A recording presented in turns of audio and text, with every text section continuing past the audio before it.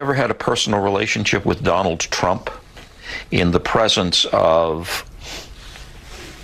females under the age of 18? Yes, sir.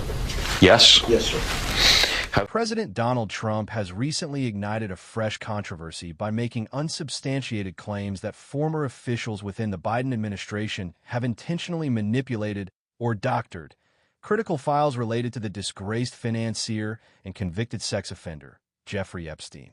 Welcome viewers to my channel. If you're new here, please subscribe, like my video, and turn on notifications so you don't miss our next update. These serious allegations were publicly broadcast by the president. Yet it is crucial to underscore that he has failed to furnish any tangible evidence whatsoever to corroborate his assertions. What makes these claims particularly perplexing is the undeniable fact that a substantial volume of the very documents to which he refers, which, it is worth noting, contain explicit mentions of Trump himself, alongside several other prominent figures within the Democratic Party, have, in reality, been openly accessible to the public for an extended duration, with some specific records even dating back many years. This well-established public access directly challenges the president's narrative of recent fabrication. Deconstructing the president's allegations, the true provenance and public accessibility of the Epstein documents. During a live phone interview conducted on Wednesday with Real America's Voice, a television network catering to a conservative audience, President Trump meticulously outlined his suspicions regarding the integrity of the Epstein files. He stated with a pronounced sense of conviction, "But that was run by the Biden administration for 4 years. I can imagine what they put into files, just like they did with the others." He then proceeded to draw a direct and pointed comparison to the controversial Steele dossier, which he unequivocally dismissed as a total fake, adding for heightened emphasis, "It took 2 years to figure that out for the people, and all of the things that you mentioned were fake." These forceful remarks clearly and unequivocally highlight his profound conviction that the current administration might have engaged in similarly deceptive and manipulative practices when handling the sensitive materials connected to Epstein. However, a more thorough, objective, and meticulously detailed examination of the true origins and the subsequent evolution of these documents reveals a starkly different and demonstrably contradictory timeline and procedural trajectory. The vast majority of the records that now form the central core of this ongoing public discussion originate from a civil defamation lawsuit that was initially brought forth in 2015. This particular legal action was formally initiated by Virginia Giuffre, one of the most prominent and consistent accusers of Epstein, against Ghislaine Maxwell, who is not merely an associate but a deeply entangled and complicit figure within Epstein's illicit network. This protracted legal battle ultimately concluded with a settlement in 2017, effectively bringing an end to the direct litigation between the named parties. Initially, a significant and substantial segment of the records that were generated during the course of this defamation lawsuit's litigation was purposefully kept under seal. This sealing was far from an arbitrary decision. It represented a carefully considered legal measure implemented with the explicit and stated primary objective of safeguarding the privacy of various third parties who were identified or named within the voluminous papers and depositions, but who were not directly involved as primary defendants or plaintiffs in the case. Furthermore, it aimed to protect individuals who were facing serious allegations of wrongdoing that had not yet undergone the rigorous scrutiny, verification, or formal adjudication of a legal trial. The pivotal and decisive move to make these previously sealed records accessible to the wider public was spearheaded by the venerable Miami Herald newspaper, which formally intervened in the already settled lawsuit in 2018.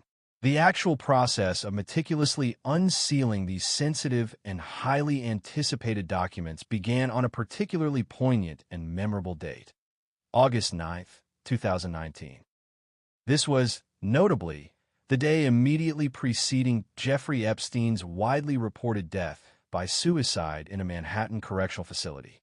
This complex unsealing process was not a singular, instantaneous event, but rather an intricate, incremental, and deliberately phased undertaking that continued in distinct stages over the subsequent 4.5 years, ultimately culminating in the final tranche of documents being released to the public in early 2024. It is of paramount importance to recognize and fully grasp that no new or substantively altered legal filings were introduced into this specific case after May 2017, with the sole exceptions being motions exclusively and directly related to the unsealing of the pre-existing record. This irrefutable factual detail directly and powerfully refutes any notion or suggestion that the Biden administration could have recently inserted new, fabricated, or fundamentally altered information into these long-standing and pre-existing documents. Donald Trump's established presence in public records and the persistent lack of direct allegations. The appearance of Donald Trump's name in documents connected to Jeffrey Epstein is unequivocally not a novel or recent occurrence. In fact, various crucial documents that explicitly include mentions of Trump have been within the public domain for a significantly longer period than the files that were only more recently unsealed.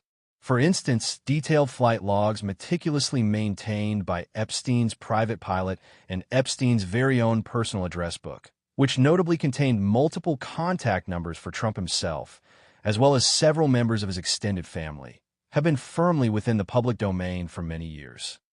Some of these particular records actually date back to the initial civil litigation that was formally brought against Epstein following his first arrest in 2006.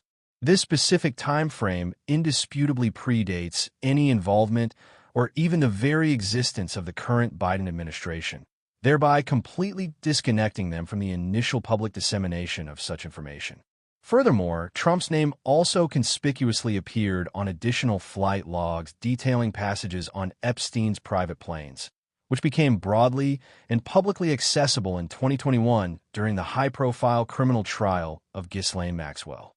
These earlier and well-documented disclosures serve to further underscore that any form of association or connection, however tangential, between Trump and Epstein has been a matter of public record for a considerable and extended period prior to the recent unsealings.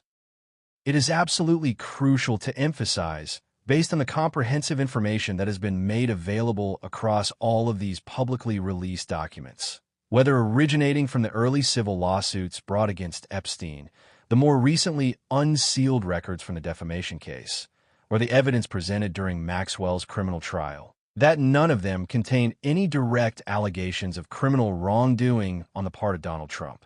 The appearances of his name within these various documents have primarily been within contexts of general social association, such as being listed as a contact in an address book or appearing on flight manifests as a passenger. There is no indication whatsoever within these extensively reviewed records of any active involvement in or direct knowledge of Epstein's abhorrent illicit activities. This distinction is vital for accurate public understanding. The broader scope of the documents and the unfulfilled speculation of a client list. Beyond the specific focus on Donald Trump, the names of several other prominent individuals, including notable Democrats such as former President Bill Clinton, also appear in these already public files. These mentions occur in a diverse array of contexts, and it is absolutely imperative to clarify that Clinton has not been accused of any criminal wrongdoing within these documents.